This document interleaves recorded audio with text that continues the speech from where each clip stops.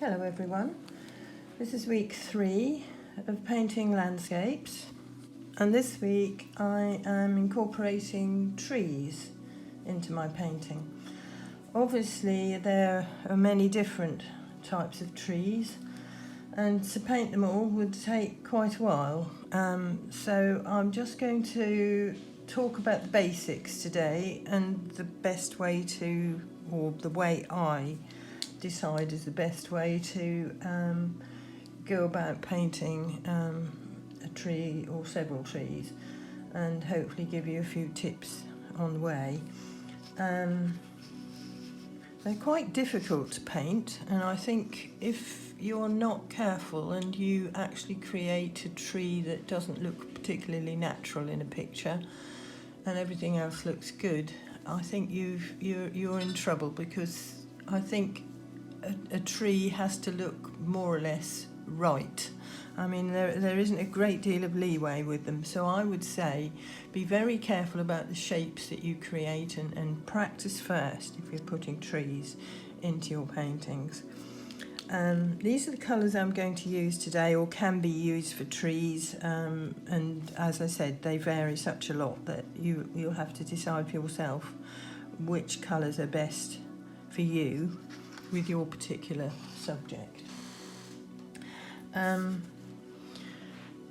will go to a full-blown painting in a minute, but first of all I'll just go over a few tips and ways of starting off. Always draw and paint your tree from the bottom upwards, the way that the tree actually grows.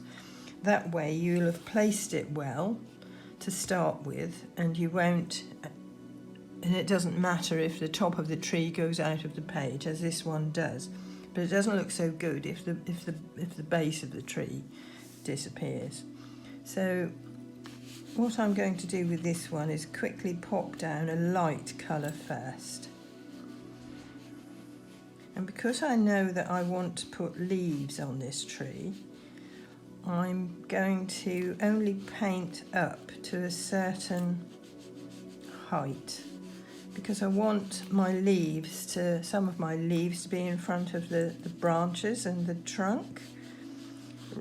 And if you paint all of that first, you're not leaving spaces to actually put your leaves in the front of the branches. So you can actually, with this first wash, leave that to dry and then paint over the top, but I haven't the time, and I quite like, and I'm painting reasonably quickly and loosely anyway, so I'm actually going to build my colours up, having a light side and a dark side, popping one colour on top of another, starting as we always do with the light colours first, with whatever you're painting, okay?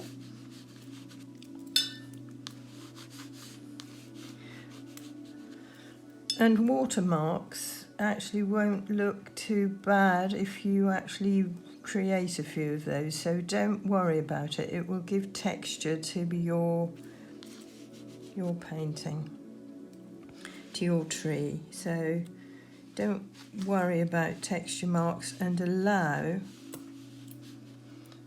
the texture of the paper to create some of the marks for you. So I'm working very wet, but it's all going to dry up looking quite nice, and I'm trying to keep this side lighter. So there we are, popping one colour on top of another, allowing it to blend and move around, and when it dries it's going to look quite natural, hopefully.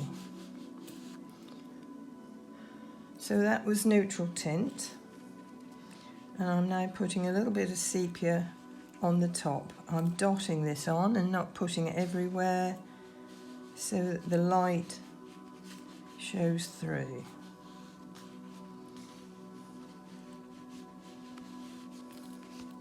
So now I want to actually start.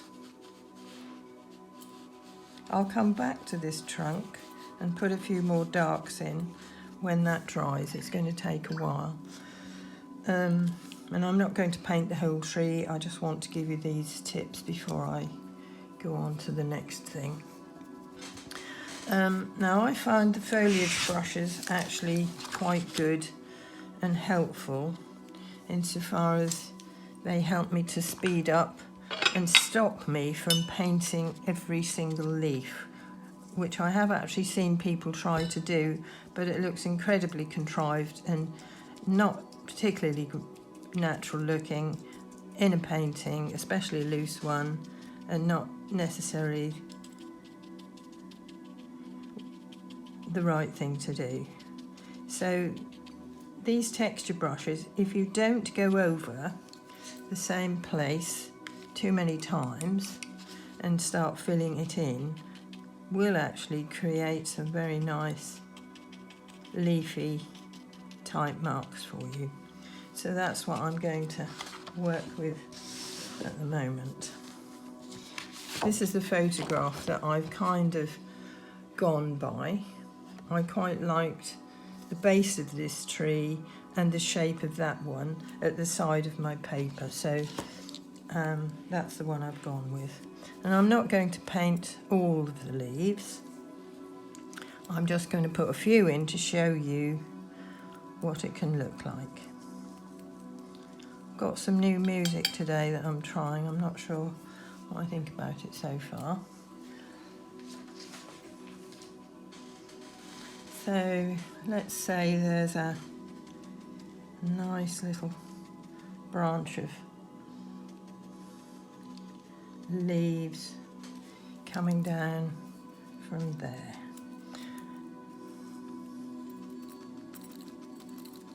So I'm using two of the different foliage brushes, and I'm going to use all of my greens because I want to get a variation here.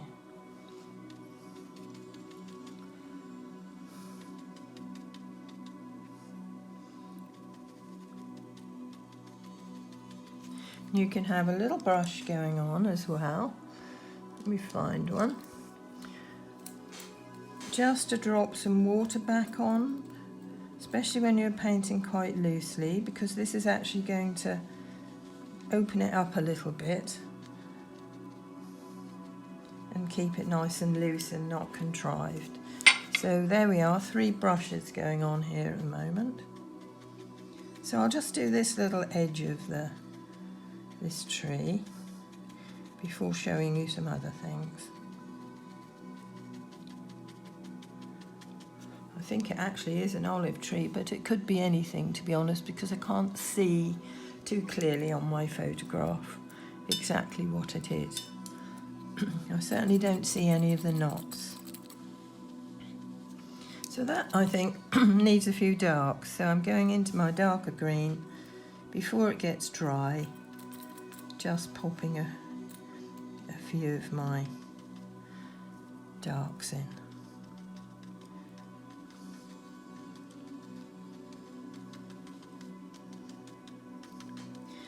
Right, so once that's done and maybe dry, is a good time to then go in and back to your browns,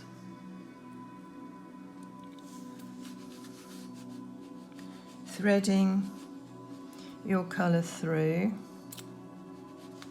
to create branch marks and giving those leaves something to actually sit on. So this is where you have to now really start taking your time, because this is where you can go wrong, I think, with the trees and start making marks that don't really look too natural. But at the same time, don't think about putting every single branch in that you see. So then right at the very end, you're going to have to go to an even finer brush, perhaps, depending on the tree, and start putting some really fine little marks through to create the tiny, tiny branches that you see in the trees. So trees, if they're close to, in your picture, close to the foreground, are going to actually take quite a long time to paint to get them right. Okay, let me show you now this tree that I painted. I'm just cleaning my brushes because I don't want to get hold of a dirty brush. Right, so I had another go at that tree earlier so that you could see it more or less complete and see how it dries up so much better. That's the same paper, same colours, but again I could still go back in and I could add more depth down one side if I wanted to, some grasses underneath, depending what's in your picture. But for this little area here, you sometimes see, I don't know if you can see it on this photograph, leaves that hang down, and you, because they're close to you, it's sometimes a nice idea to actually try and paint some of them in that way, whereas you wouldn't do it all over, but it helps to actually set the scene if you just use a little round brush. This is a size 5, make some leaf marks, allowing the brush to make the marks for you, turning it, changing it around, and then taking your rigger or whatever you're going to use to pop your little tiny branches through, joining those together, making that look nice in the front of your picture. Okay, so that's the sort of thing you would see on an olive tree, or maybe other trees that have sort of drooping leaves that hang down. And as the other leaves start to dry, you're creating lovely texture marks and it starts to look nice and natural, but you won't see that until it's dry. So give yourself time, don't overwork, don't keep going back in. Wait for it to dry first.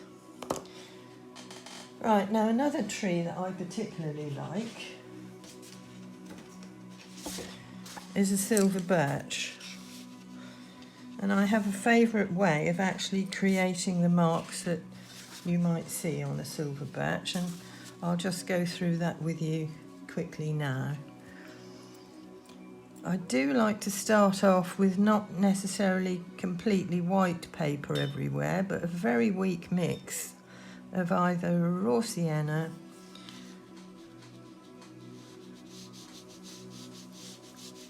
darker one side than the other, or a yellow ochre. Might be leaving a little bit of white there, but just wetting the paper with one or the other of these colours, or just plain water if you want to leave it white.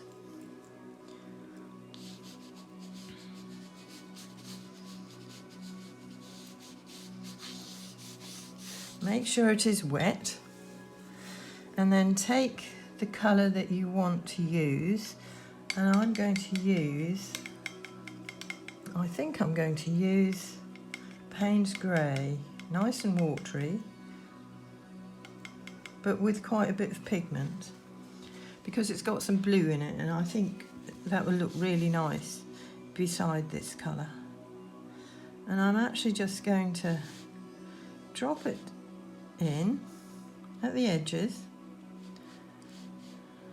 not necessarily making a straight line,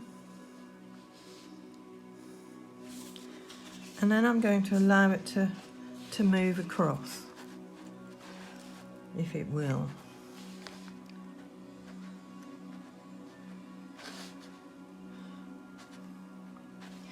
So you might want to hold it at an angle and allow these little marks to actually just float across.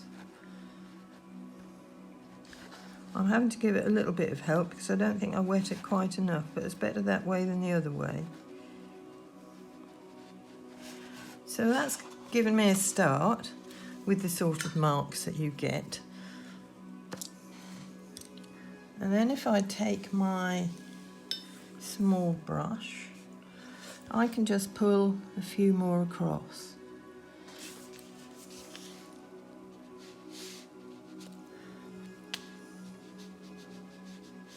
So that way I'm getting a variety of tones. I want to indicate the other side of the tree as well a little bit.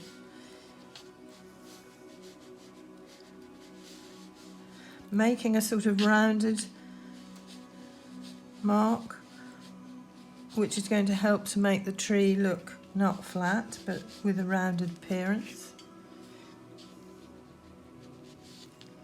I'm going to have to turn that music off, find something different. It's horrible.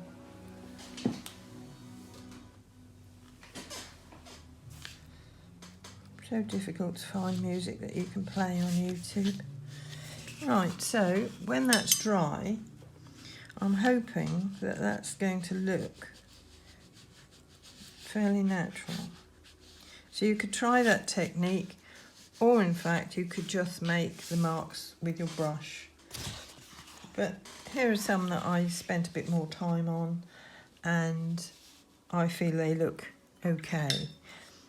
I like the way it's dried up lighter, but having a nice natural sort of appearance where the paint has just stopped moving in the undercoat. And here's one that I did earlier as a painting with a little collection of those silver birch trees in there. And they do look really nice in a snow scene as well. So that's that. So that's a couple of trees and the tree trunks. Now I'm going to go on to this one, which is a sort of woodland scene, but with some bluebells. Not that many bluebells, but there are some there, and I've already put my washes behind, and I'll talk you through that now. So I did my drawing and created all of these lovely tree trunks. After that, I put down a very light wash for the sky, not minding that I was going over the tree shapes, because in fact it's so light I can paint over the top of those. But what you can do if you overdo the sky colour is to take your tissue and just wipe the sky colour away from the trees a little bit, but you have to do that carefully. While it was still damp, I then popped in the colour that you actually see in the distance there, with some distant bushes, trees, or whatever was going on at the back there. I can't really see exactly what it is, but it's colour. And then, again, painting loosely with lots of water, creating the shapes that I saw in the picture. And I used for the bluebells a quinacridone, magenta and a cobalt blue. So it's very loose, it's very washy, because it's all about the trees. Here there is just a little collection of dried leaves and foliage and things. So I tried not to get detailed with it and put branches in and all of that sort of thing, because I'm supposed to be painting quite loosely. So what I'm going to do now is start putting in the background trees very lightly, because that will help with the sense of distance, and you can put as many or as, few in those as you wish, really. I just put a few in for today. And I'm going to use my flat brush just to put them in quite softly. There are lots of other branches from the large foreground tree coming across and getting in the way, but I'm not letting that worry me. I'm just going to work around them.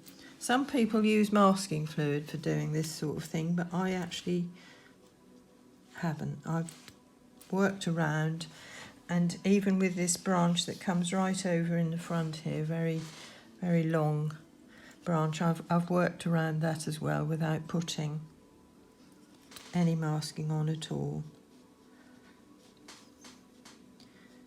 because I'm creating a loose picture, just indicating what's going on in this little woodland scene. So you can vary the colours and tones of these distant trees, because that's actually going to give distance, but they must be kept reasonably light, because otherwise they'll just come shooting forward and they won't look so distant.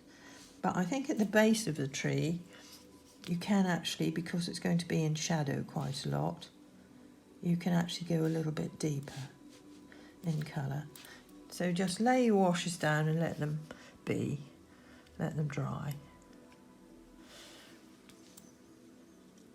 So I'll switch off while I just put the rest of these background trees in, because otherwise I'm going to run out of time. Right, so I've popped in those little background trees. I hope they look quite distant.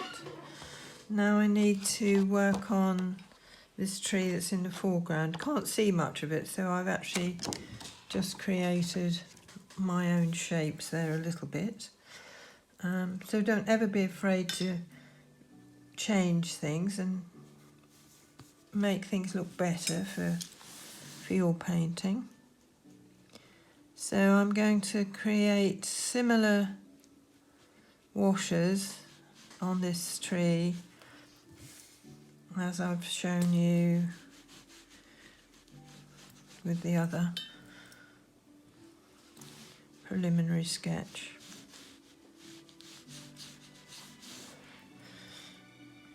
This has got different texture, so different paper here, so we'll see what happens with this one. I've got a round brush out because it's a good big soft round brush, and I can cover ground quite quickly with it. So because it's near, parts of it are looking really quite warm. So I'll put some burnt sienna on, but not everywhere. And you probably noticed that I've made my pad smaller by putting tape further in, but I've also wrapped some around towards the back, because I knew I'd be using quite a lot of water. Right, so I think some raw sienna and some ultramarine blue will give it a nice appearance.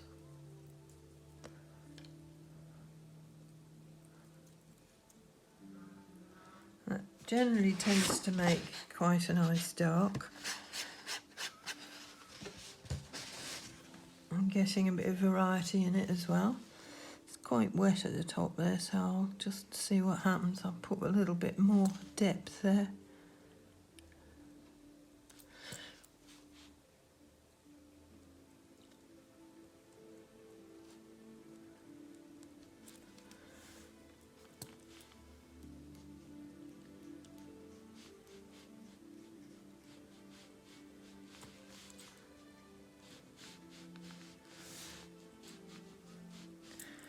So to a large extent I'm allowing the paint and the water to create the marks for me without touching more than I absolutely have to.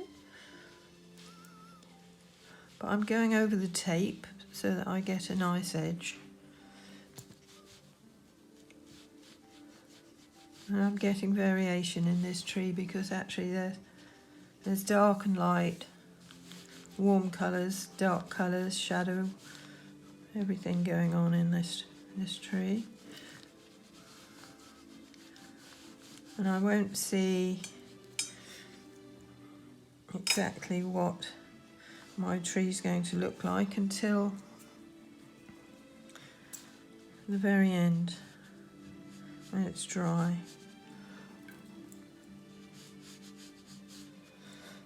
But letting these colours just mingle and create nice tree colours. So I'm not being fussy with it at all, just allowing it to make its own way. And you can always wipe little bits off if you want to show what's underneath. I think it needs one more dark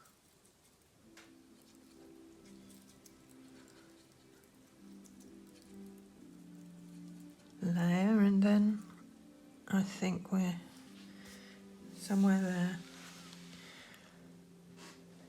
It's really dark up at the top of this tree.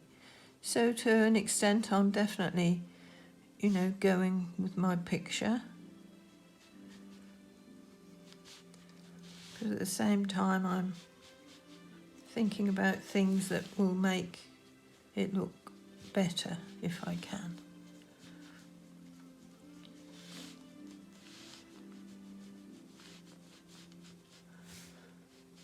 It's really dark just here. So there's a lot of variation in it. But I want this to dry so that I can put some dry brushwork on the top of it. So while that's drying, I'll start putting the branches in. But I think I'll stop because I also want to put some foliage in, and that's going to take a little while. Right, my tree is almost dry, but not quite, but I think I can carry on. So now for the very last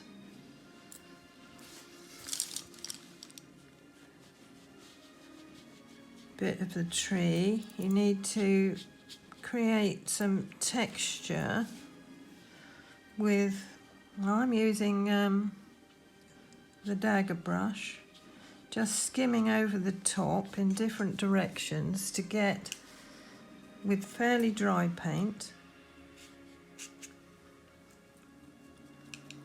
You have to keep an eye on that, and this is worth practicing before you do it.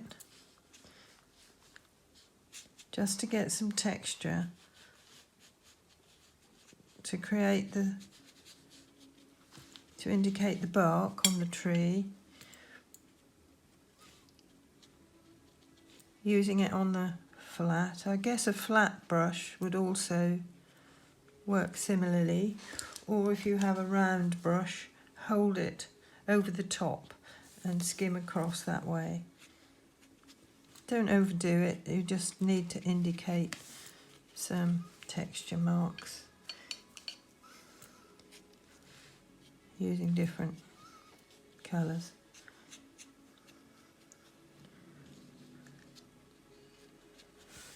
I think this worked reasonably well, but take your time. I'm sort of hurrying this a bit, really.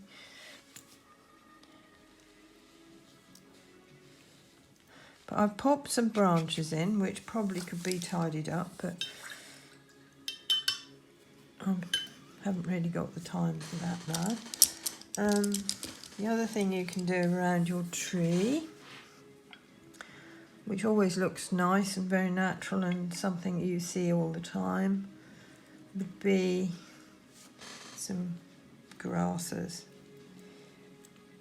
It just sort of beds it into the ground in a nice way. So use your little sword brush or a rigger and just create some grasses and some texture around the tree, or you could put more fallen leaves or whatever you see in your painting.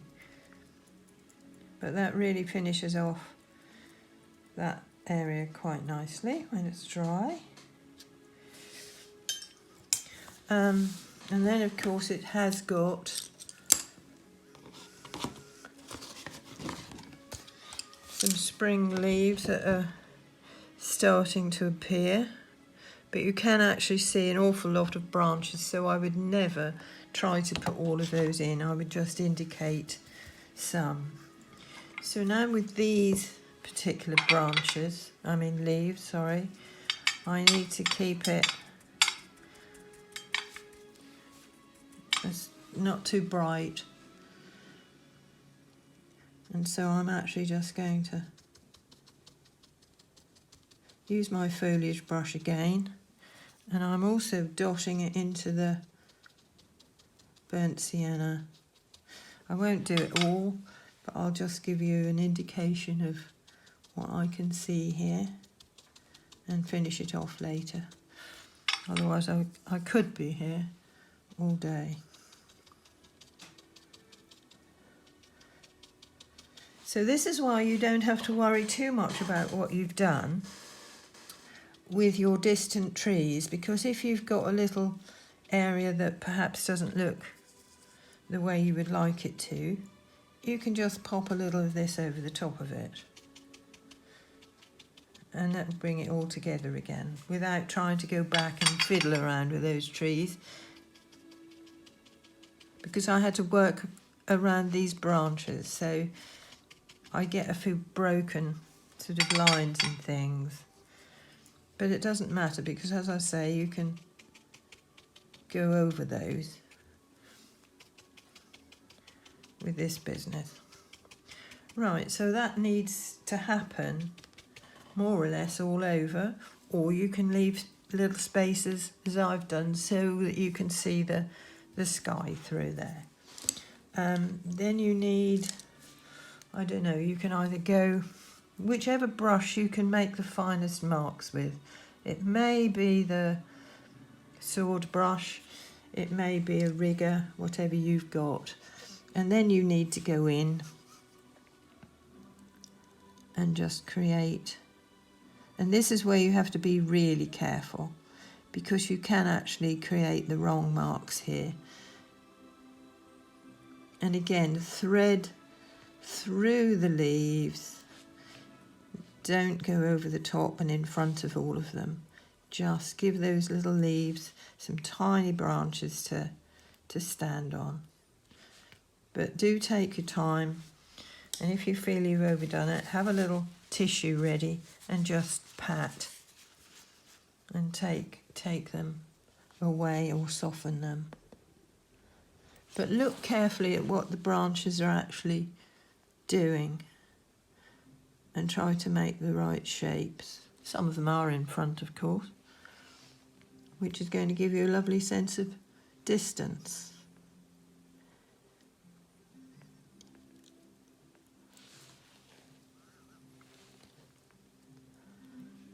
And they do make all sorts of different shapes. And finishes off your picture really nicely. But do keep that distant foliage nice and soft. Okay, so I think I don't need to do any more. But I will take the tape off, because it's going to make a huge difference.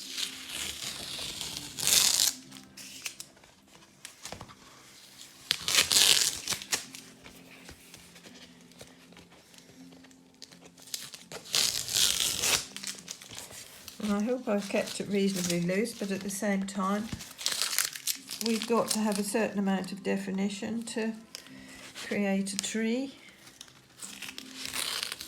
or trees. There we are. it's going to be all right in the end, I think. Hope you saw everything that I did there. I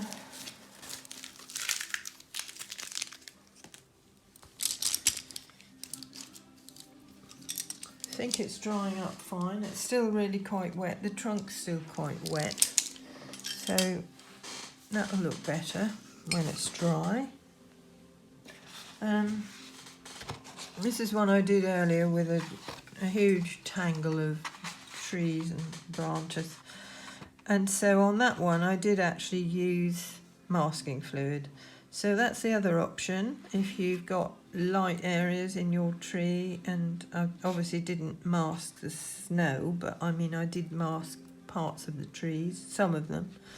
So if you do use masking fluid, you're going to have to be really careful about the way you actually apply it, because it can look a bit contrived otherwise, I think. I don't know if you can see this. But those are that's all about the snow and the trees. And it's got some distant trees which I wanted to show you as well. So you don't see anything too distinctly, but you know, to make sure you get the size right, and all you can really just see is branches and things. But I love trees like this, and that's more or less just a couple of colours. And so leaving white paper and using a selection of sizes of brushes there, and this is a nice shape as well. So they're sort of silhouettes really of the trees against the snow and the snowy sky. So have a go this week painting some trees into a landscape. And when it comes to leaves, don't forget, less is more. Don't try to paint in every single leaf. It isn't going to help at all. But do try to get a sense of distance, which I think I've managed to do on this picture. And it has got quite a nice loose background, but it's dried up, I think, looking okay and telling the story, which is the important thing. Practice first, and use your sketchbook. And as I say, if you've got foliage brushes, they can actually save you quite a lot of time and stop you from overworking. So do use your foliage brush, but practice with that first as well. Vary the tones in your trunks and your leaves, and work from light to dark, which is very important. And obviously distant trees need to be painted with less definition and colour and everything. So have a nice week, everyone. Next week I'm going to try and include some life into my drawing, into my landscape. Okay, take care, bye.